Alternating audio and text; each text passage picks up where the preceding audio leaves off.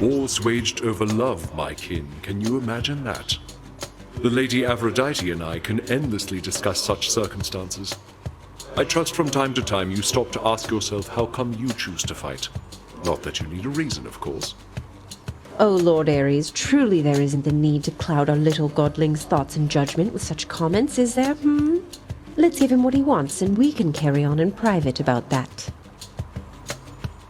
I think for many of us, dearest, it can come as a surprise to learn that love and war often go hand in hand. Opposite forces, yet this connects them, doesn't it? The fiercest passions of gods and mortals. Isn't that right, Lord Ares? Mortals are so bent on clinging to their lives that many of them would gladly kill for it. The surge of emotion which they feel, one passion is no different from another, Lady Aphrodite, dear. I wished only to speak to you in private once again, my kin, except you see, dear cousin, that some members of our family are predisposed toward the unspeakable. I caution you around my half-brother is all. Now carry on. You interrupt me once again, dear sister. You know I do not care for that. I warn you to stay out of my affairs. I shall aid my kin as I see fit. Nephew, by my divine authority, my oft misunderstood son, Ares, now shall lend you a small token of his power. I'll make him helpful yet. It shall be exactly as you say, Lord Father. Your wishes are identical to mine.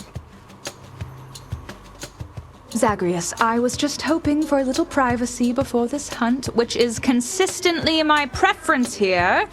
Except, you see, Lord Ares always seems to come sniffing about for a sign of any hunting instruments. Why, my dear Artemis, the hunt is but a prelude to a war, is that not so? For if all mortal kind knew naught of hunting, why, they would not be nearly so adept at killing one another. Look, Lord Ares, if I lend you better marksmanship ability, you think that you could bother someone else? Zagreus, I wish we all could hear you so that good Lord Ares here might be persuaded that my powers are entirely for different purposes than his. Perhaps our skill sets once were meant for different purposes, dear Artemis, but who are we to doubt the end result? Observe what shall transpire once we grant our kin our combined might. Young Zagreus, once you arrive, do tell Lord Ares here that his great power's not worth anything without my own. Wars have their causes, among which many I control.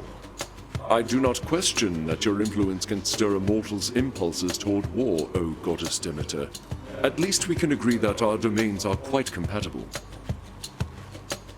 The cold of death is quite becoming of the goddess Demeter, do you not think so, my death-dealing kin? She is becoming well accustomed to it too. I think that you forget yourself, Lord Ares, sir. For I am much your elder. My famines had already slain the mortals by the tens of thousands by the time such thoughts of doing so first crossed your mind. Well, my hellborn kin, I have to say that there are times I wish I could have been acquainted with your father somewhat more, if you'll forgive my saying so. My father and my uncle here, they're predisposed quite differently than I. Perhaps if you were not so odd and made more effort to be somewhat more approachable, Ares, then we'd have more in common, you and I. Should you need any tips on that, why, you just let me know. Now, little Hades, you must know by now I've other nephews here, don't you? For instance, Ares comes to mind, the god of war. Some mighty wars have taken place at sea, is that not so? Indeed they have, good Uncle Poseidon. Mortals show great ingenuity when war is concerned. It drives their sense of progress more than anything at all. Perhaps someday they shall wage war even in farthest skies. Ah, my kin, I was just inquiring with Lord Dionysus here, under which circumstances are the greatest mortal feasts of all prepared, because I have a certain hunch regarding that. Yeah, Ares, I will hand it to you, man. There's nothing like a feast after a war, all right. Provided you're on the surviving side, that is. Otherwise, I guess they'll be feasting with you down there, Zag.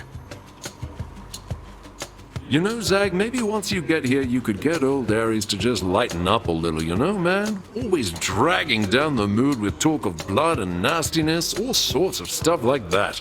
Why, my Lord Dionysus, I fail to see why such discussion is perceived as unbecoming of a feast. A successfully conducted war is certainly a cause for celebration, is it not?